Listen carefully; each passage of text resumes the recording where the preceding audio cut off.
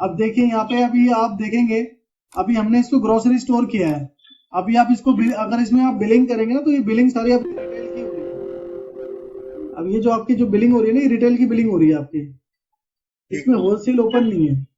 तो ये जब भी आप कंपनी क्रिएट करते हैं, तो कंपनी क्रिएट करने के बाद जो भी आपकी रिक्वायरमेंट है कि मुझे इसके अंदर होलसेल भी करना है, मुझे इसके अंदर एक्सपायरी भी मेंटेन करनी है, ठीक है, तो उसके अकॉर्डिंग जो है ना, सॉफ्टवेयर के अंदर जो फीचर्स है वो इनेबल करने पड़ते हैं। अब जैसे अगर आपको यहाँ पे होलसेल करना है, अब यहाँ पे मास्टर में आपको आना है। मास्टर में आने के बाद मार्क सेटअप और कंट्रोल रूम में आने के बाद सर्च इन ऑल पे आप टाइप करेंगे होलसेल। उसके बाद आप इसको एक्सेप्ट करेंगे। अब यहाँ पे एक ऑप्शन आता है होलसेल रिक्वायर्ड। अभी यहाँ पे कहीं पे नहीं लिखा हुआ होलसेल रिक्वायर्ड, तो आप इसको एंटर करके नीचे जाएंगे, क्योंकि होलसेल से रिलेटेड बहुत सारी सेटिंग्स है इसके अंदर। तो दूसरे पेज पे आपको ये शो होगा 8वीं लाइन में। अब देखिए 8वीं लाइन में आपको ये लिखा हुआ है होलसेल बिलिंग रिक्वायर्ड। अभी ये हो रखा है नो। आप जैसे इसको यस करेंगे और उसके बाद स्केप करके इसको यस कर देंगे, तो अब आपके पास होलसेल का ऑप्शन आ गया। आप जैसे ही ट्रांजेक्शन में जाएंगे, तो देखिए अब आपके पास दोनों ऑप्शन आ गए। पहले एक ही ऑप्शन था रिटेल का, अब यहाँ पे रिटेल और होलसेल दोनों है। अब होलसेल पे क्लिक करेंगे तो आपसे सिलेक्शन के लिए पूछेगा सॉफ्टवेयर, और अगर आप रिटेल में बिलिंग करेंगे तो वो आपसे ऑन द स्पॉट जो भी उनका नंबर है, नाम है, वो पूछेगा।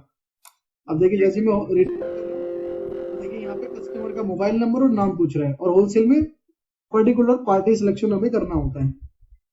अब जैसे मैंने ये जो है फीचर इनेबल किया, अब आपको यहाँ पे सपोज एक्सपायरी भी मेंटेन करनी है, तो उसके लिए आपको फिर से मास्टर में और मार्क सेटअप और कंट्रोल रूम, इस कंट्रोल रूम के अंदर सारी सेटिंग्स है सॉफ्टवेयर की, जो भी आपको इनेबल डिसेबल करनी है।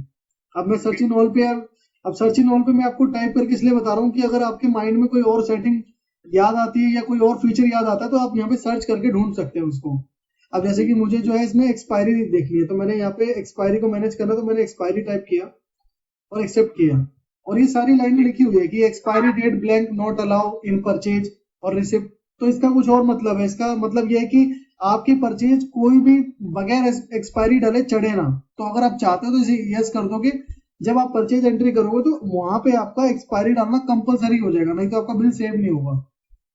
तो ये सारे ऐसे ऑप्शंस हैं। तो आपको यहाँ पे जो इनेबल करना है, वो इनेबल करना है एक्सपायरी डेट रिक्वायर्ड, जैसे 10वें नंबर पे लिखा हुआ है एक्सपायरी डेट रिक्वायर्ड। तो जैसे मैं से यस कर दूंगा, रिपोर्ट के अंदर वो फीचर्स भी आ जाएगा और परचेज के अंदर भी फीचर आ जाएगा। इसको स्केप करके यस करूंगा।